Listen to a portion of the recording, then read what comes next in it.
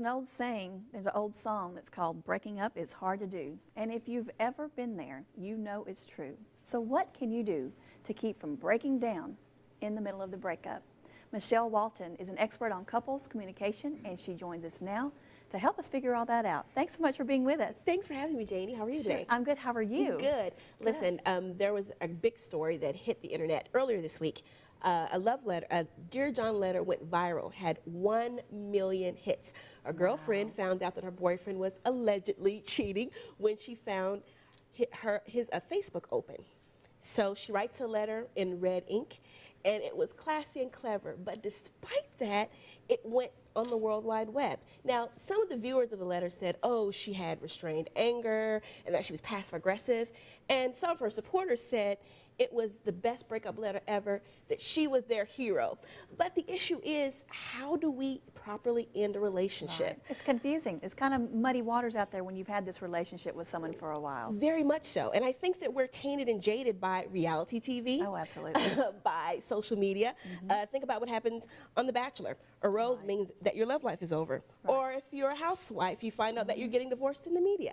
Right. And then there's social media and texting and cell phones. We're sending voicemails, emails, and texts saying that the relationship is over.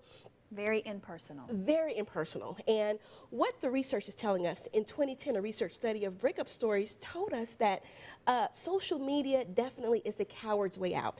And basically, when you use social media to break up, there's a lot of emptiness, emotional ambiguity, which is basically hurt. No closure. And that there's no closure. You're right on point.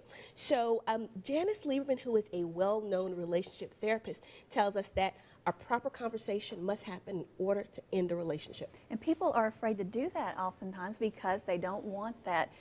They feel guilty. They don't want to have to go through all the emotion of, you know, the crying, the weeping, or the anger and the pouting.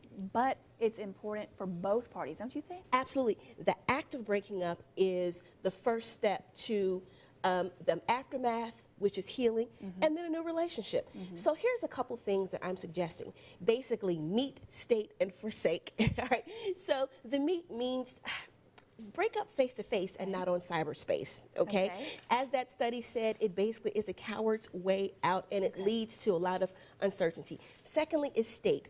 Dr. Janice Lieberman, relationship therapist, said that having a clear conversation where you state directly how you feel will leave less baggage that you'll carry with you, and also that it will leave you feeling better. And finally is forsake. You know, be honorable and classy, and your future will be happy. Basically here, even though the writer of the online letter put it on the internet, she was kind, she was not degrading and profane, and she'll have a happy life afterwards. All right, a lot of good help right there. Thank you so much, Michelle. Thank you. We appreciate you. Now, you all can learn more wonderful advice from Michelle. She's on Twitter. Check her out. You can follow her at MS Speaks, MW Speaks. There we go, on Twitter.